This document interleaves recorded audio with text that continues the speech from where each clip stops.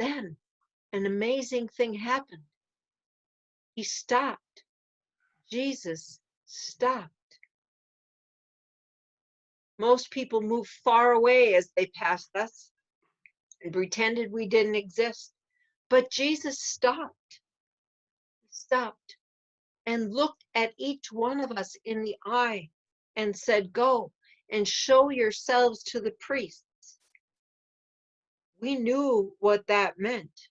Jesus was telling us we would be healed. We wasted no time. You see, there were elaborate rules for the cleansing of lepers, and one of those rules was a priest had to declare a leper clean before they could go back to their old life. So when Jesus said, "Go, show yourselves to the leper," we trusted we would be healed. We ran as fast as our marred limbs would carry us, hoping we would be given the okay to return to full life again. As I made my way to the synagogue, I began to notice some dramatic changes. There was a cool sensation on my parched skin. Then suddenly I noticed my hands were free of sores and my legs were no longer disfigured or discolored. Feeling a newfound health, I and the others began to run faster and faster.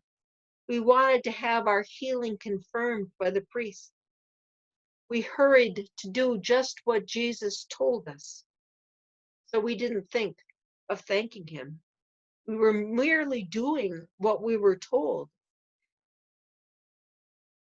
There was one in 10 who stopped, Samaritan.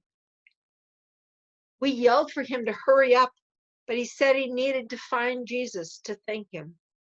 We figured there would always be time for that.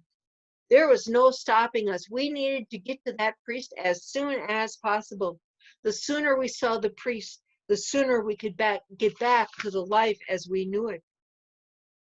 Once I had been to the priest and was confirmed healed, I was too anxious to see my children, so I had no time to turn around and give thanks. I wanted to catch up on all that I had missed. I wanted to hold them. I wanted to smother them with kisses. Thinking about giving Jesus thanks was the last thing on my mind. My thoughts were on seeing my family. Oh, and the reunion was wonderful. You cannot imagine our joy. Being together was fabulous. Very quickly, we got back into normal routines. Once again, I was cooking and cleaning, going to the well for water, tending to the garden, playing with the children.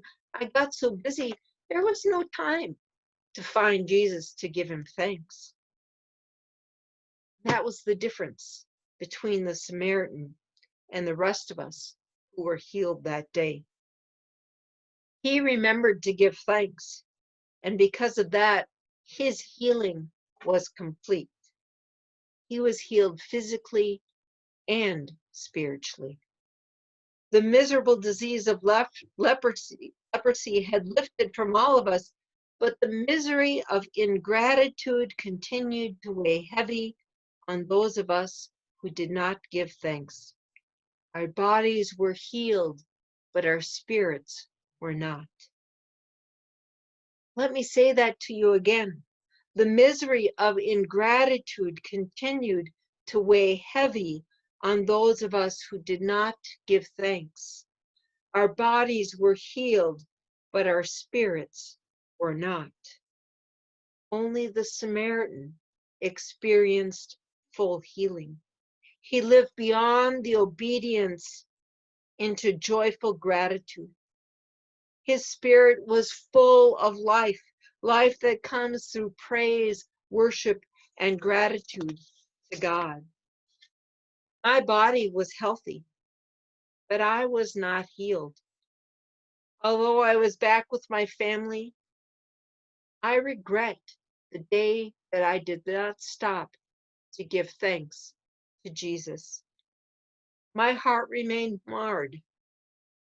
I was not full of life and joy like the Samaritan.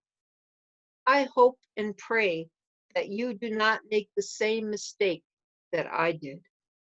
I beg you to stop this day and every day to give thanks to God.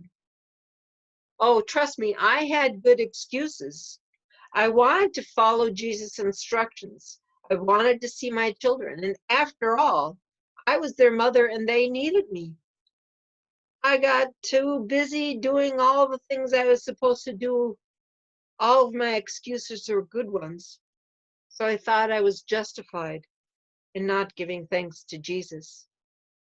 And the other lepers, they had their good excuses as well. One of them was a priest when he got leprosy. He was in a hurry to get back to doing God's work. Another leper had gotten leprosy by caring for his sick wife. And she died of leprosy, and he was too consumed with grief to give thanks. One of the lepers was a little girl. She had lived with the lepers most of her life, and she didn't learn from the other lepers how to give thanks.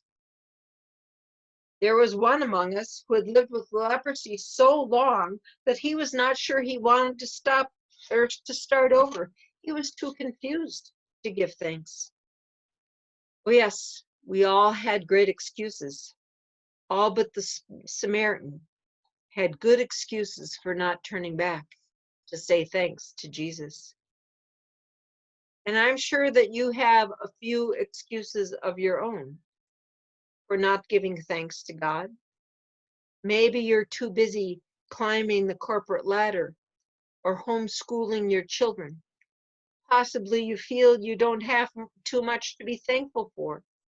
Maybe you have doubts about God's steadfast love because your prayers have not been answered the way you want. The excuses are always there, but I beg you to stop and give thanks. I don't want your heart to be heavy like mine. An ungrateful heart eats away at the joy of life. An ungrateful heart binds us all to the blessings God has given us. It turns us inward. The Samaritan had it right. He showed us how whole his heart was as he was filled with exuberant praise and extravagant gratitude. Be 1 in 10. Stop and give thanks this day. Amen. Amen. Thank you, Kris. Oh, all right, friends, we're going to have a discussion. And the way this will work is if you have something you'd like to say, I'll have a list of questions. Give a little wave and either unmute yourself or I'll unmute you, but I'll call on you. And please, I hope that you all feel free to share. First question is, would anyone like to share one thing that struck you in the story?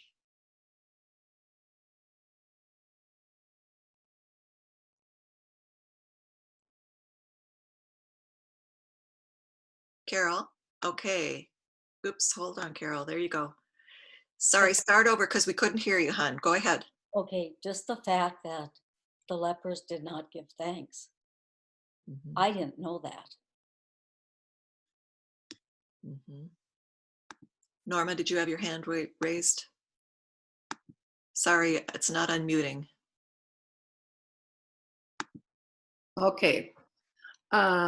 I thought when she talked about all of that, their devastating feelings, and then Jesus was coming and there was that little glimmer of hope.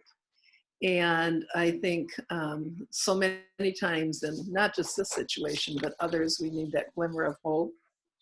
And then also when she was talking about examples of excuses, I mean, I just think that is something that I live with. Too many things to do, but really glad for that little bit on a glimmer of hope, and that our hope is in Jesus. Amen. Sue Peterson. Okay.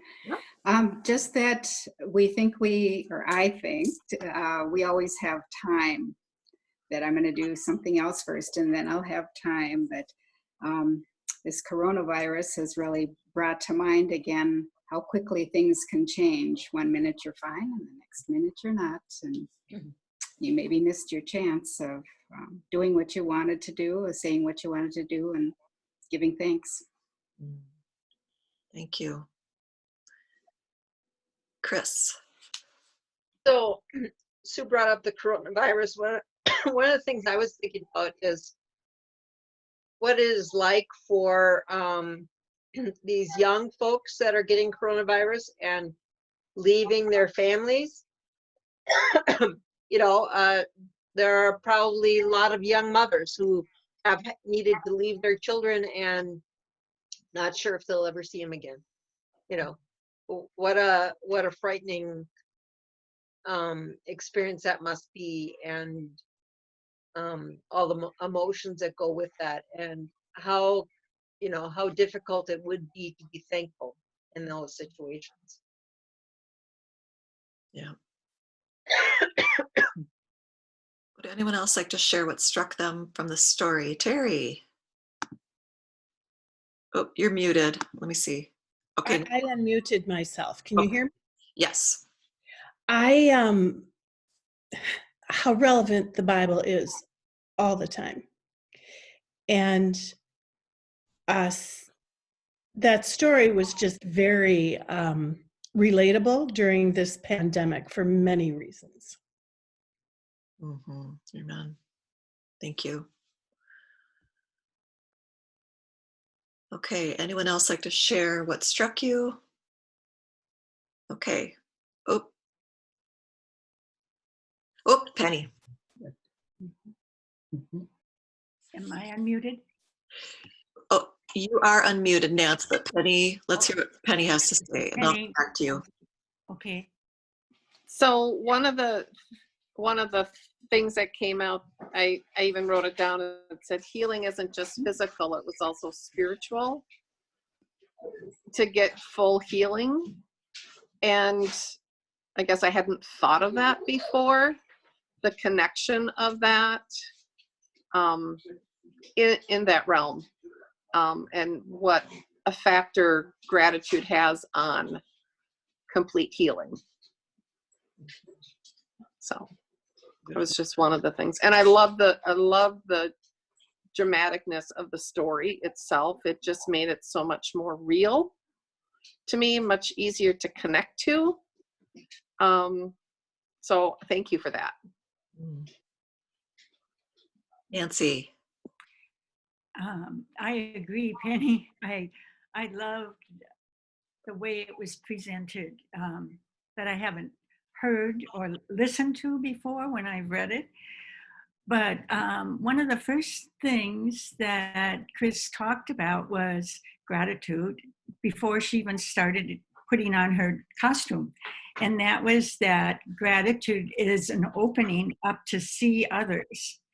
And so I'm thinking about, you know, all the people that saw the people with leprosy, and also in my own life, how I'm walking along, or, you know, I don't necessarily take in what other people are about me. And it just tells me to pause, to keep pausing and looking around and feeling that gratitude for even being in the kitchen on a Saturday morning, talking with all these beautiful women. So I love that beginning, Kris. Thank you. Yeah, excellent. Kris, by the way, you can jump in at any time. Okay, Anne raised her hand. I'm sorry. Oh, Lene. Ann Wolf. Oh, Ann Wolf too. Sorry, Ann. Lene, why don't you go ahead? Oh, can't hear you, hun. Yep, now we can. Yep.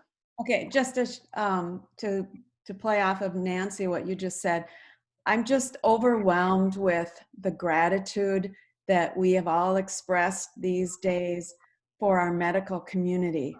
I mean, if not for coronavirus, would we have the same level of gratitude for nurses, technicians, doctors, hospital cleaners, you name it. So I think that that's been one silver lining to some of this terrible stuff going on. So thank you. Absolutely. Thanks, Lene. Anne? It struck me that and reminded me that gratitude has to be learned. One of the lepers hadn't ever been taught gratitude, and some of them, and I think many of us often just, oh, I didn't think of that. I wish when my kids were young, I would have taught them to thank their coach after every practice. Some people do that, and I hadn't thought of it. So it just reminds me that it has to be learned, and then like anything you learn, it has to be practiced. And I think, as Lene said, we're doing a good job now of teaching gratitude to people and experiencing it. Amen. And that is so bizarre, Anne, that you brought up that it's learned. Literally, that is the next question on my little thing. It's probably backward the way you're reading it, but that is such a beautiful segue. I didn't email you these notes. Kris, did you pass on the notes to Anne?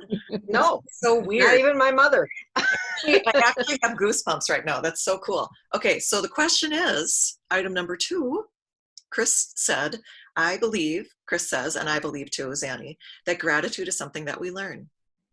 Who taught you to be grateful? And how do you teach others to be grateful? Norma Wilson, you need to unmute, sweetie.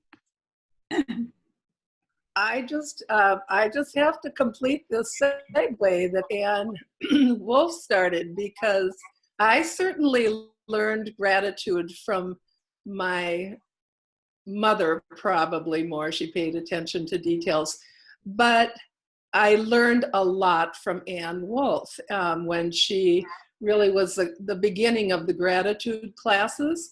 And one of the things that she told me that has really struck me and helps me become closer to God is that we often say, I'm so grateful for those blue skies, or I'm so grateful for my family, or I was so grateful for this. But if we really pause and think, and Anne's question was, to whom are you grateful? And so now I try to say, I am grateful to God for the blue skies today. I am grateful to God for the children I have, or I am grateful for this community of people at Trinity. So anyway, I had been thinking about that, and just the comment you gave to Anne was so perfect. So that's it.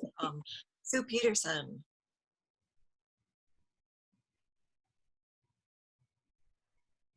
I can unmute you. Let me try. There you go. Oop, nope, we did it at the same time.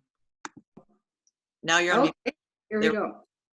So it was probably my mother that taught me, and I have to say something that ties kind of all this together. She called the other day on Nurses Day to thank me for all my years of nursing and all the people that I had cared for. And she's 91 years old, and I had just watched the flyover of the planes to going to Lakeview, where I grew up and most of my career was. And so it was a very touching, meaningful time. And yes, then I was out in the backyard looking at the planes, and I had to lift my arms up and say thank you to God too for it all. Awesome. Thank you, Sue. Mm-hmm. Diane Reed, I'll unmute you. There you go. Okay. I have to thank my mother too. She was always so grateful, and she grew up without a whole lot of siblings, and lost a father early, but always saw the positive and was grateful. And I guess as far as teaching that, I try to give thanks to my grandchildren for any letter, any note, any kindness that they do, and hopefully pass that gift on. Absolutely. Rita learned the fancy little thing where you can literally raise your hand. I need to learn that, Rita. There's a little symbol on your square with a raise. I don't know if you can see Yeah. On my phone, it's under the button that says more, and that's one of the options is you can raise a hand. That is As you can see, I've been joined by one of my cats, and the other one is sitting across my lap down here. So we're all the females in this household are relaxing and enjoying the tea and talk. I don't always remember things. I don't remember real specifics of my parents teaching me to be thankful or me spending time teaching my kids that. But it must have happened because I can see my daughter teaching my grandson at bedtime. They don't specifically list down through a prayer list of people, but they've basically been teaching him to say, thank you, Jesus, for, and then he lists off whatever's on his mind. And most recently, my son-in-law posted that in the middle of his prayer, he said, thank you, Jesus, for that thing. And he pointed at one of the electric outlets on the wall. And then he looked up at CJ and said, Daddy, what is that thing? and so I wrote back and said, was that, purposeful distraction, delay tactic, or was that just curiosity? And he said, no, I think it was curiosity, because when I explained it, he said, okay. And then we went on with more thank you, Jesus, for different things. So it happens. Sometimes we just don't realize that we've done it or passed it on, but you can see evidence of thankfulness. Thank you, Rita. Absolutely. Penny did the raised hand emoji. So I would say both of my parents were real good at this.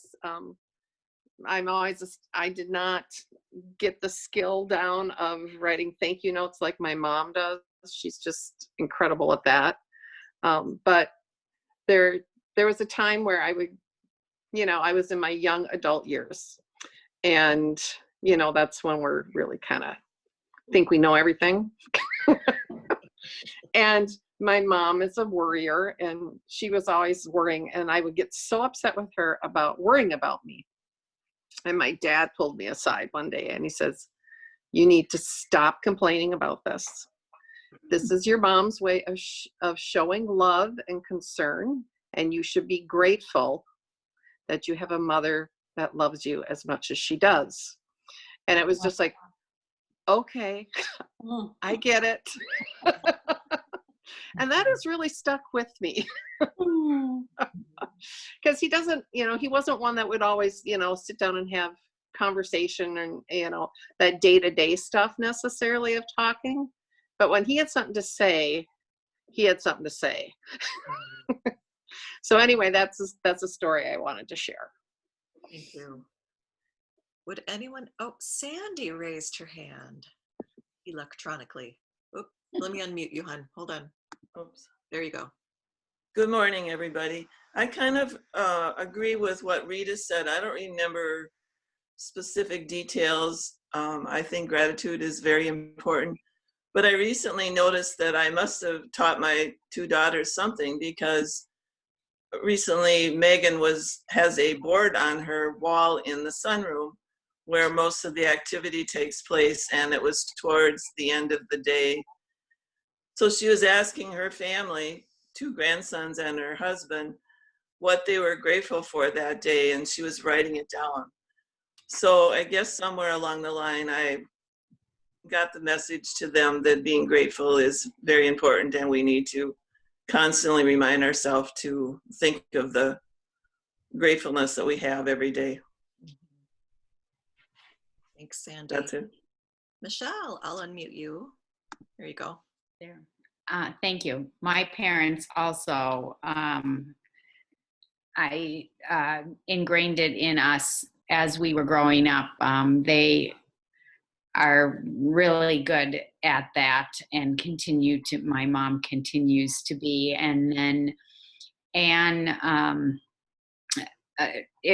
Wolf gave me the academic background in it, and I am so grateful to her for that. And it's been one of the gifts of being at Trinity and getting to meet Ann and introducing us to Lynn Twist and the center out in Berkeley and all of the resources that there are on gratitude, and that has really enriched my life a lot. Wonderful. Anne, did you want to reply to that, and then we'll go to Kris? Sure. Okay. I just definitely, my mother was always thanking, and I think I picked up on that, but I definitely learned it being on the stewardship team. And we read so many books and workshops, and then people shared their stories of the things they do. And I just learned so much being on the stewardship team. It was probably the most important thing for me ever. Thank you. Kris Torma, I'll unmute you. There you go. Oops, it didn't work. You might need to unmute yourself. Am I on? Yep, now you're on. Okay. Yeah, I think I would say both my parents were instrumental in teaching gratitude. And it's not just the self-recognition of gratitude to God, but I think what they were especially good at was, with that gratitude, then extending to others who needed, appreciating what we had, what we were given in terms of, any kind of, talent and gifts and those things. But all of those things are not just for your own benefit, but to be given to others. Mm-hmm. Absolutely. Jean, I'll unmute you. Go ahead. Thank you. I think we all have said how much we're grateful for our parents and how much they have taught us. We would never start or have a meal without saying grace, and always after the meal would say thank you to my mother for the wonderful meal or for the food that we had received.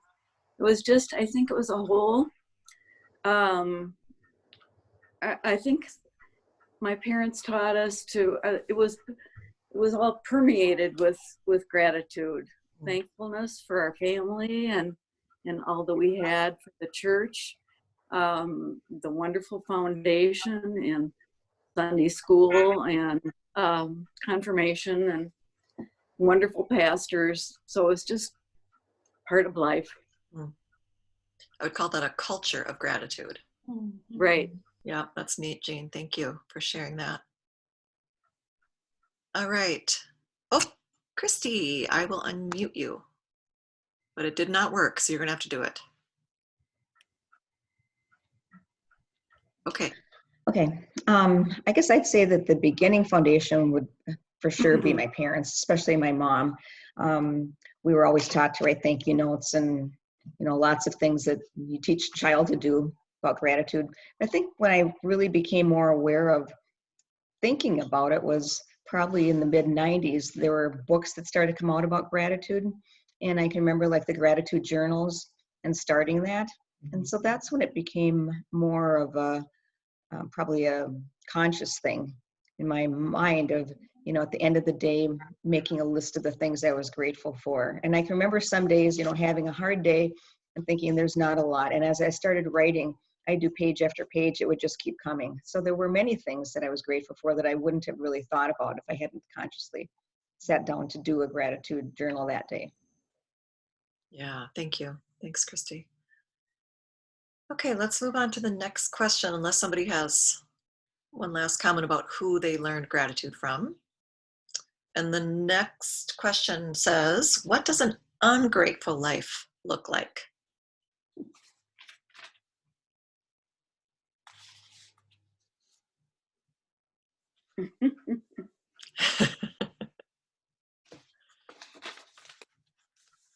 Sarah, did you want to address that? Are you looking for the mute button?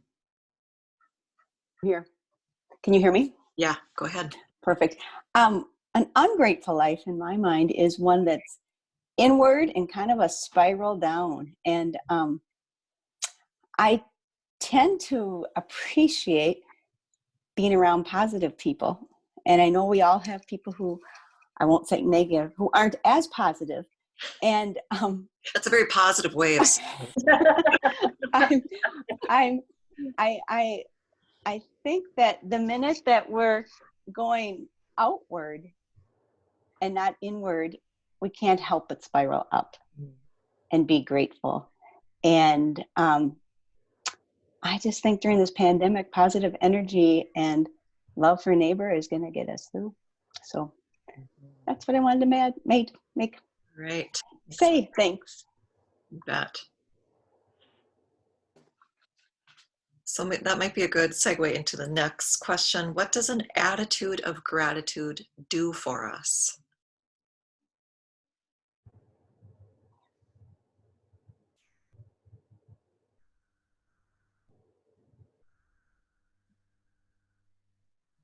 Christy, you'll have to unmute yourself. It works for some people and not for others. Go ahead.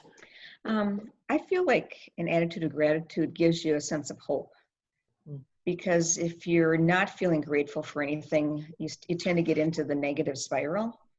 But once you start feeling gratitude, even about something little, it feels more like, well, there could be other things coming too. And it just gives you more of a sense of hope. Mm-hmm. Lene, I'll unmute you. It did not work. Sorry. There? Hear me? Yep, no. Yep. In addition to hope, I think it also gives you joy. You know, when we talk about events that make us happy, I think an attitude of gratitude really builds joy despite circumstances in your life. Mm-hmm. Amen. Hope and joy. Anne. It brings contentment and enough, which I think is a common thing. And gratitude studies really started out scientifically and before the big boom. And there was just every health benefit and longevity you can count benefit a lot. But another thing on your previous question is so many people struggle with depression.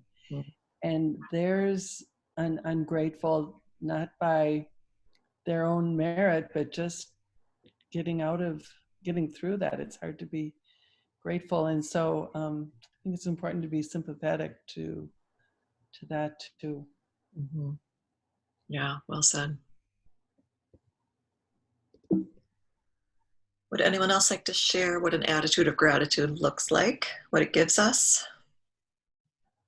Nance. I think it's, I've been working with the Celebrating Seniors group for quite a few years. And with this whole virus thing, it's given me opportunities to call them more often and talk to them. And I never realized how much they appreciate a call or when, and they'll call me back. And I mean, feeling like, who said that? Lene fills you with joy. I mean, it's nothing I've done really, but it's like somebody else has gratitude too, and you have a certain bond that I can't describe, but it's so you become friends when you offer gratitude, I think, and people accept it.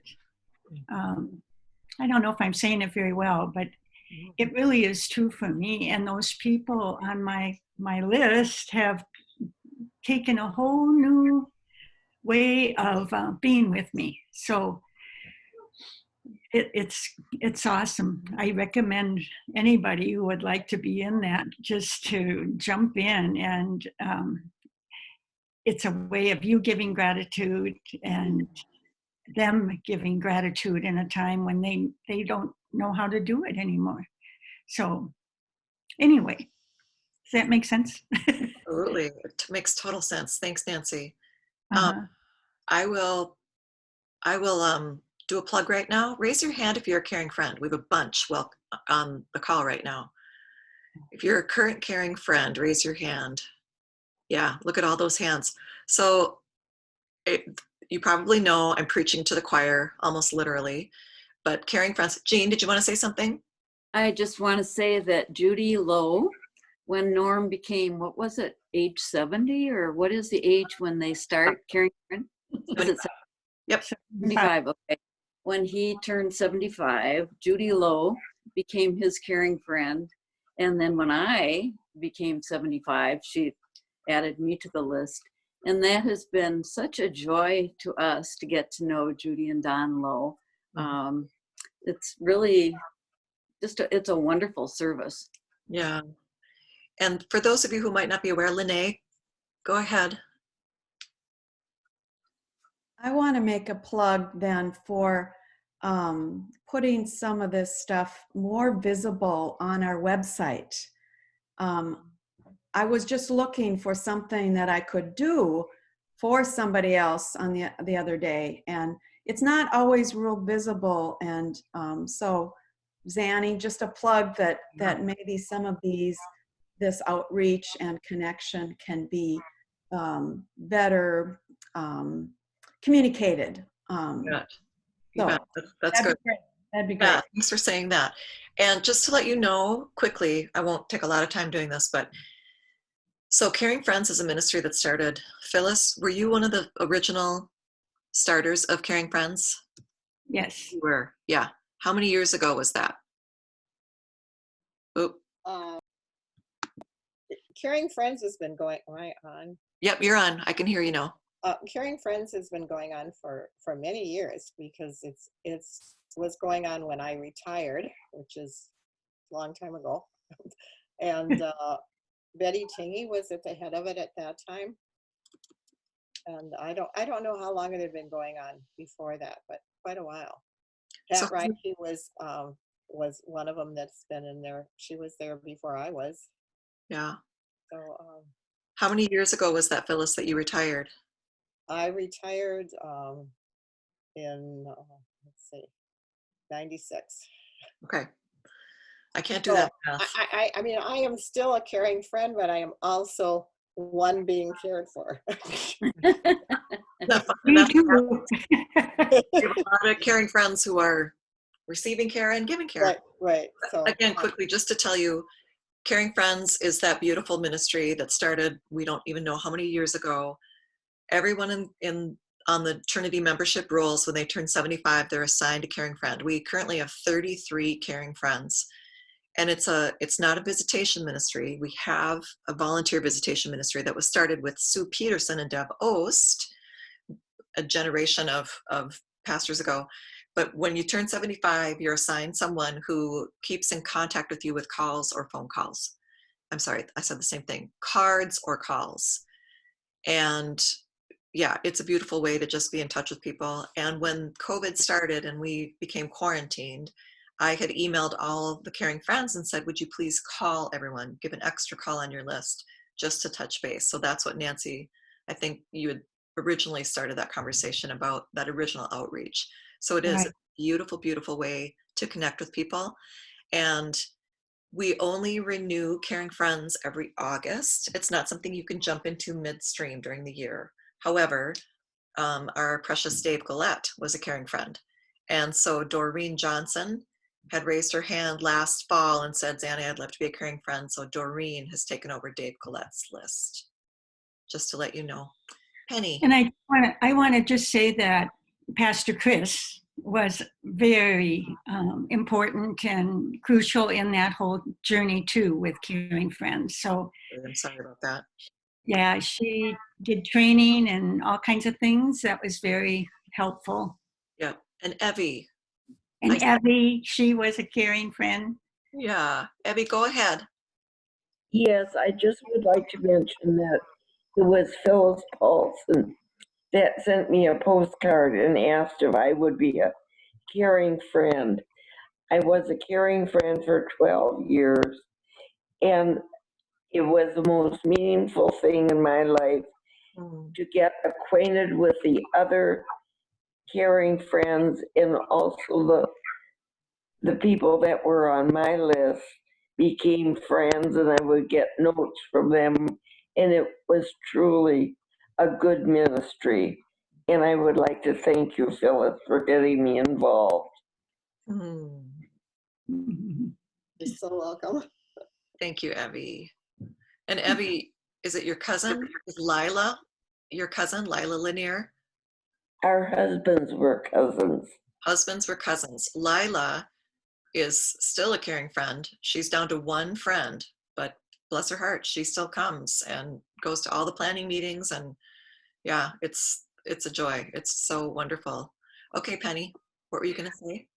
Well, the attitude of gratitude, what I'm hearing through all of this is connection. That gratitude creates connection, whether you're receiving it or giving it, which is, for me, I mean, that's one of my strengths is connectedness. So it has a great value as far as how to be fully compassionate and human is you need to have that connection. So I think it helps in that regard. Yeah, thank you. Thanks for summarizing and bringing us back. Anne. One thing that Norma will say if I don't, and that is one of our favorite quotes was, gratitude without expressing it is like wrapping a present and not giving it. So whether you're expressing it with supporting people with phone calls, with smiles, with connections, with money, all of those things are expressing gratitude is important if you're feeling it. I've never heard that quote before. That's awesome. I love that. Okay. So the next item is, we are facing a difficult time as individuals, as a country, and as a world because of COVID-19. And what are some of the emotions that you are experiencing?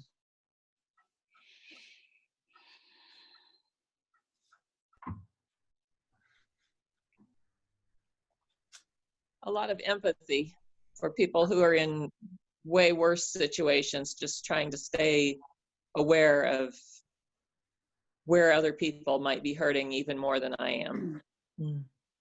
Thanks, Rita.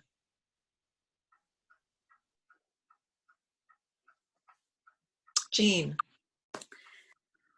I think this whole COVID-19 crisis has made me think not only of that as we are quarantined in our homes, but there are so many other things to be aware of now. Our climate crises, the state of the water in our world, those who have no homes, who do not have food. It gets overwhelming. Yeah. Jerry, I'll unmute you. Oh, you did it. I would say the word grief. Yeah. That's a really big word. Yeah. And I think of it as an umbrella with so many emotions under it, up and down, good and bad, in and out. It's grief.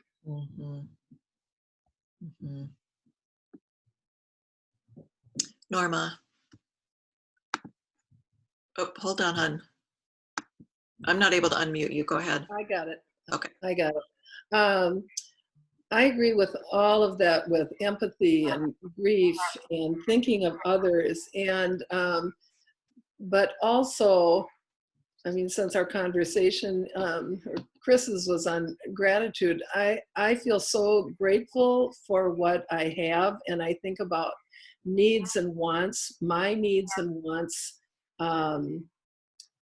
You know, the view of that really changes into thinking of more of what other people's needs really are. But it makes me conscious of everything that I have. And then I watch the news and I think of what the needs are so very great, but not my personal ones for things I need to buy or so. But so. Sue. Yep. Yep. Frustration. at those, we're all, or most people are trying to comply with how we can control this, or to do the best and the right thing for ourselves and for each other to control the spread. But there are a lot that are ignoring that or don't believe that that's important. And my sister is a respiratory therapist at North Memorial, and she too says she gets so frustrated where she's taking care of 20 people on ventilators during the day, and then she goes out and sees people not wearing masks and not doing a thing to try to control it. So the stress that's put on the healthcare workers in that one aspect too. They're trying so hard to help everybody, and people seem to be going against that sometimes. Yeah. So what have you been, oh, Kris, go ahead. I find that gratitude can help dampen my frustration, you know, and my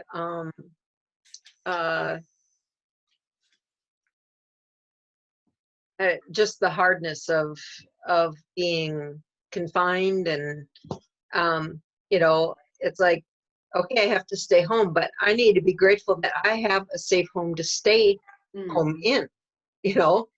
And as I think of people who are forced to stay home and their home isn't safe, or forced to stay home and the home is overcrowded with multiple generations, you know. And so if I can stay focused on gratitude, it helps me filter through the frustrations and you know,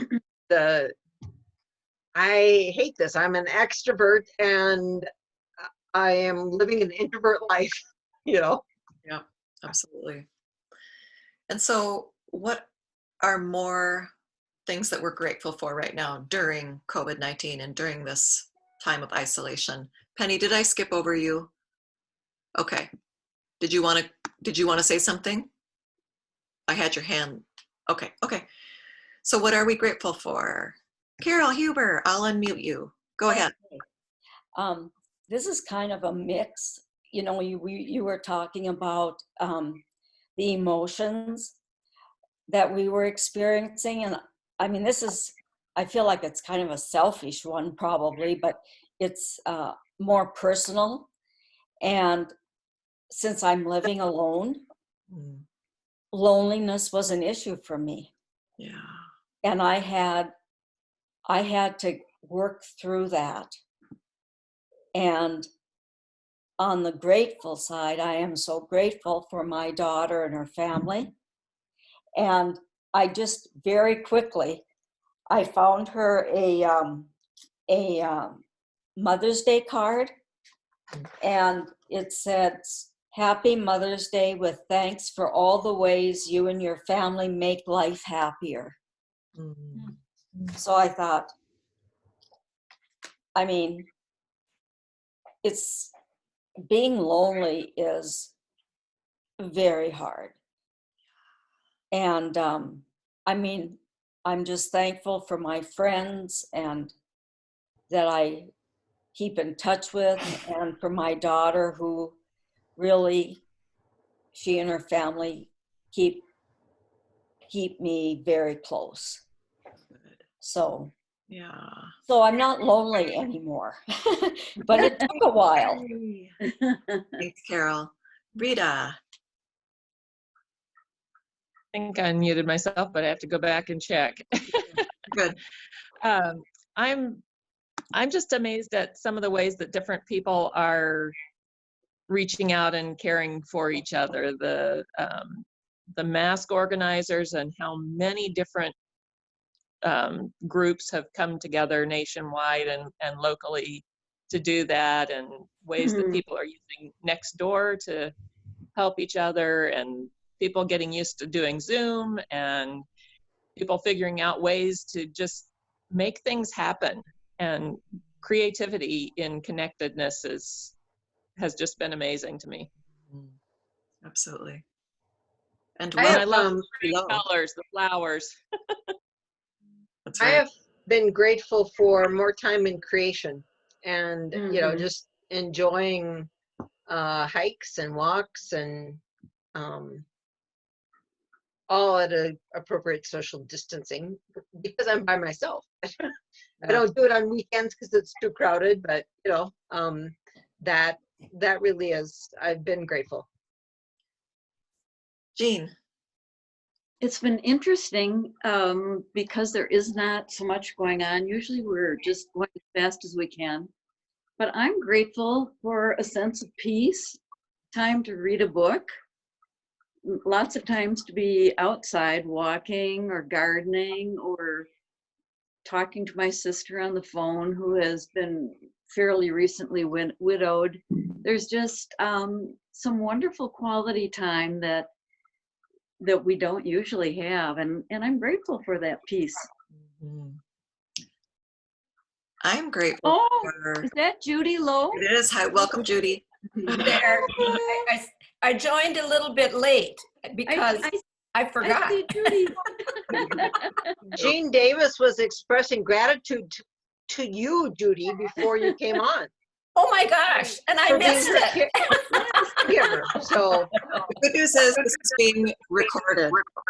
So, is it? Yes, I apologize, Kris. I didn't think of it until halfway through your presentation. So I'm so glad to hear that, Kris, because I really wanted to hear what you had to say. And I've been Julia Childs in my kitchen today. Oh, and it went right over my head.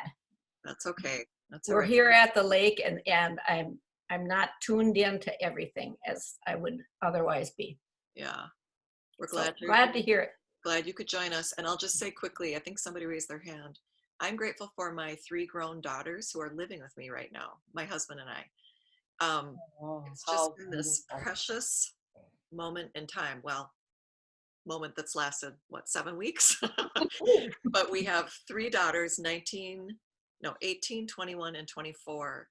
And my older 2 daughters both have apartments in St. Paul on Grand Avenue, and they both elected to come home for the quarantine. So we have had, it's just been so precious to spend this time with them. I'm so grateful for it.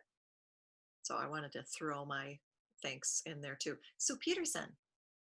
Yes, I wanted to say that for the first time in my life, I'm grateful that I'm an introvert because this maybe hasn't been as hard for me, but you, Zanny, probably especially, and others have noticed that this is the most I've probably ever talked. So I'm grateful for the realization that even though I'm an introvert, I really need yet to be connected with everybody. Awesome. So thank you for doing this. Absolutely. Penny. I think you're unmuted. Okay. All of my family is far away. I've got Georgia, Texas, Eastern Wisconsin, and here. So I rarely get to see my family. But since the COVID, we decided that Mom and Dad really should have us contact them more often. And we've started doing weekly family Zoom meetings. And so I've seen my family more now than I have in the past because there's less other stuff going on. And so people are making the time to do it. So it's been a gift. It's been a gift. And, you know, my daughter gets on, who's in the area, and sometimes our son will get on. And so it's an odd blessing. Yeah. But it's been fun. Awesome. Thanks, Penny. All right. Next question. How do we express gratitude to God?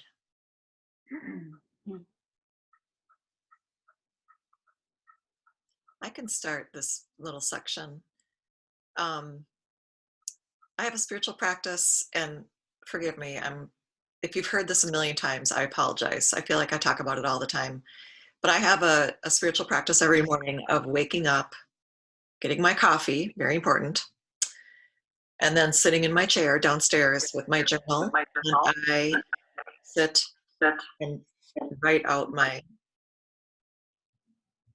gratitude, essentially, my life, my prayers, my hopes, my dreams, and it all turns into just praise, straight up praise to God for my life and for all the blessings. So how else do we express gratitude to God? And Wolf. I think everything that we do that we've learned through Bible lessons and readings and sermons, every time we help someone, feed the hungry, all of those things. That's what we do. Yeah.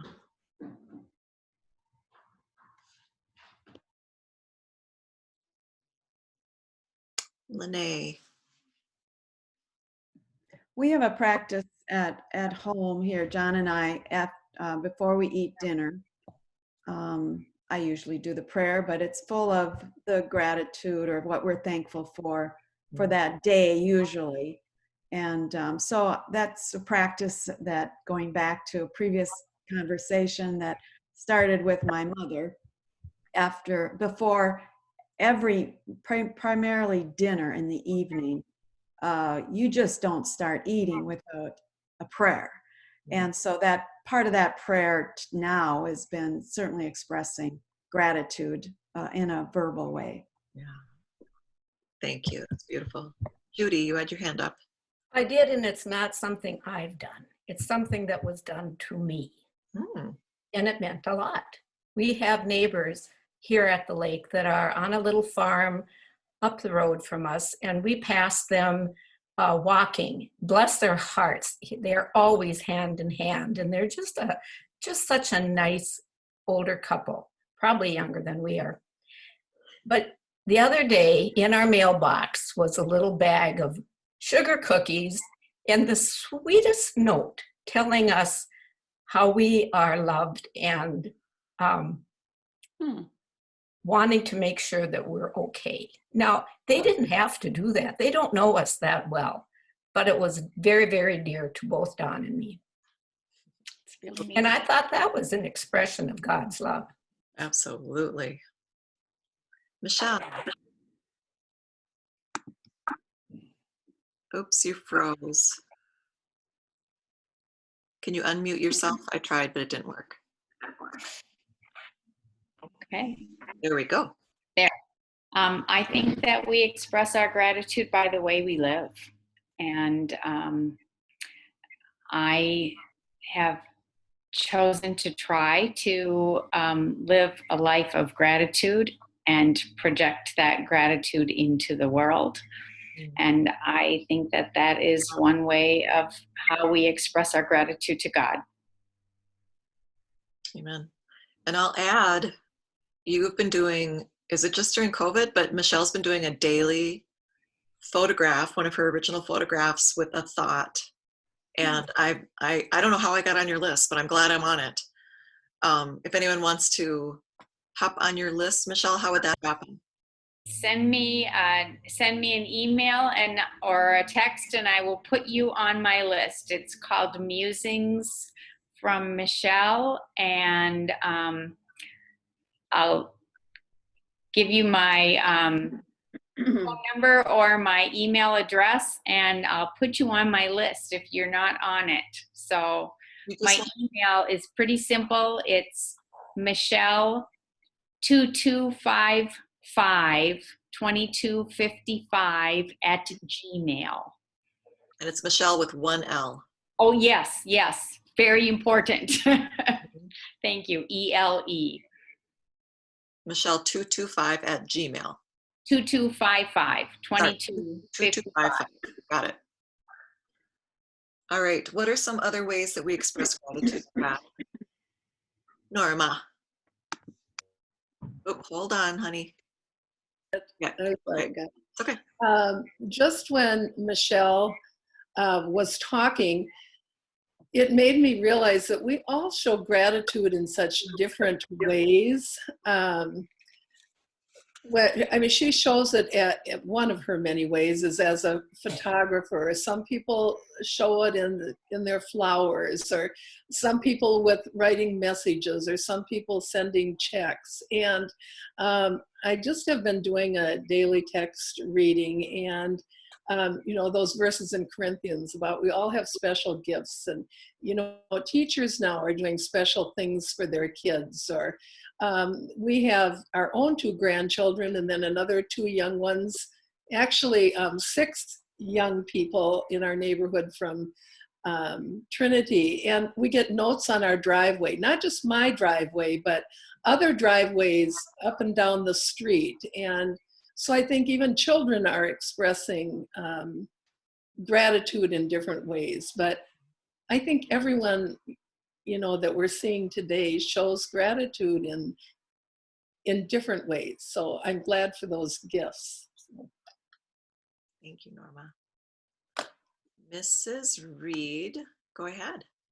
When Norma mentioned the gratitude of children, I've just noticed on our walks, the picture windows in people's houses that are filled with artwork of hearts and rainbows and many different things. And I think that's exactly what she's saying too. That expression coming from children is especially heartwarming. Mm-hmm. Thank you. All right, our last question today is gratitude is a practice. Does anyone have a personal suggestion of how you enhance your practice of gratitude?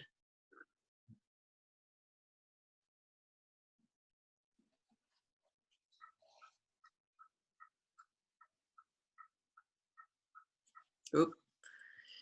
Sue Broberg, I'm so glad you're going to say something. You've just been lurking, sweetheart. Go ahead. Yes, I'm sorry about that. That's okay. I think maybe Norma got me started, but I subscribe to a gratitude word for the day.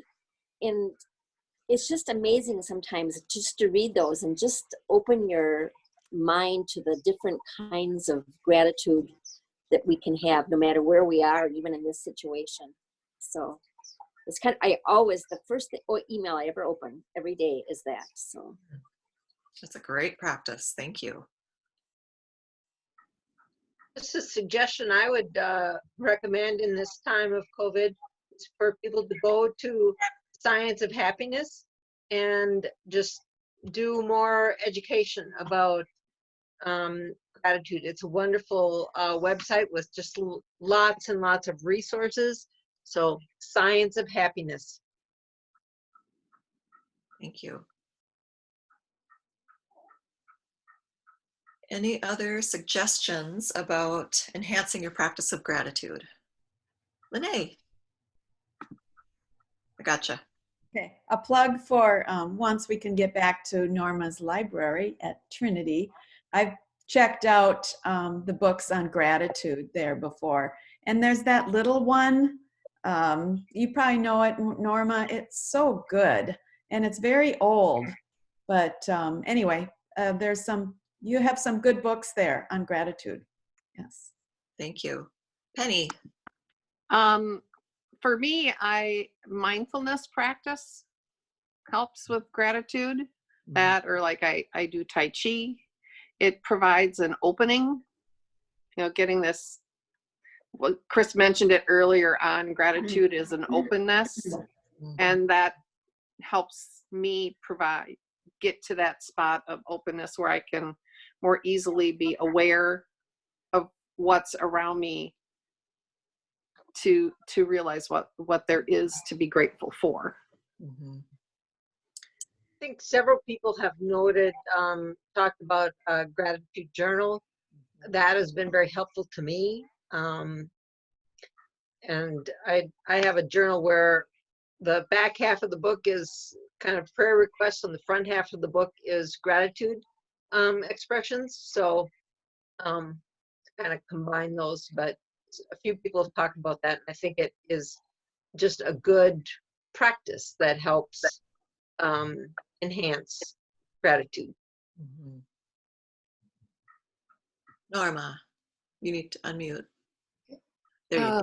just as Kris was saying that, I thought, I always have good intent of journaling, and I'm just not very good at it. But when Pastor Kris gave her talk recently, and it was the whole pause and pray was directed to writing and dividing things into 4 sections and then doing a little drawing. I thought that's something that I can do.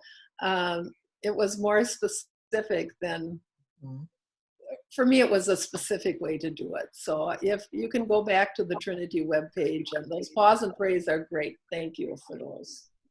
Absolutely. Sue. Just a plug for yoga devotion, 9 o'clock on Zoom, sign up through Trinity online. Mm-hmm. That's so cool that you're still doing it online. It's so great. Yep. Wonderful. Working well. Wonderful. Any last things you want to share about gratitude?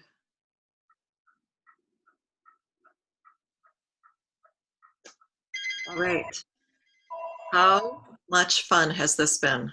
I will do an expression of gratitude right now. I am so grateful. Kris Linner. Woo!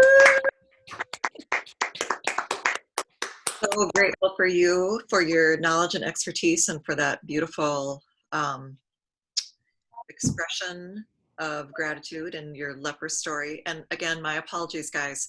I only got half of it, Judy Lowe. Sorry, I didn't press record right away. Oh. So I recorded. How would I find what you did record?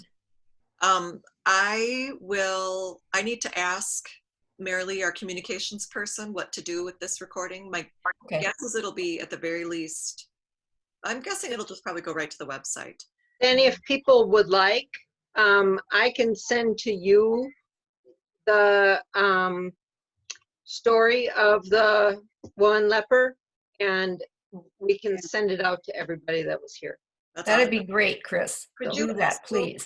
Kris, could you also send us your notes? Because you started at the beginning with a few bullet points about gratitude, and there was openness that you talked about. And yeah, I can write those up. Yeah, that'd be great. It just was off the top of my head. Preaching it. Thank you. That would be wonderful. Okay. Well, thank you to all of you for joining us today. And there were a few women that had signed up and didn't get on, and I'm praying that that is not my fault, that I hope I sent the link to everyone. I live in fear of dropping those balls. But gosh, what a robust discussion we had this morning. And again, it does feel like a family reunion. I am thirsty for your faces. So what a blessing that we could all be together this morning. Yes, Sue put her hat back on. Thank you, Zanny. At the 5th annual Talk and Tea. And let's see, what else do you need to know before we go? Tune into worship. Oh, do you all know about the surprise for Pastor Kris tomorrow? Yeah. Everyone knows. Okay, good. Okay, hopefully we'll see you there. Bye. Thank you. Bye-bye. Be with you. Bye. Bye-bye. Bye. Okay.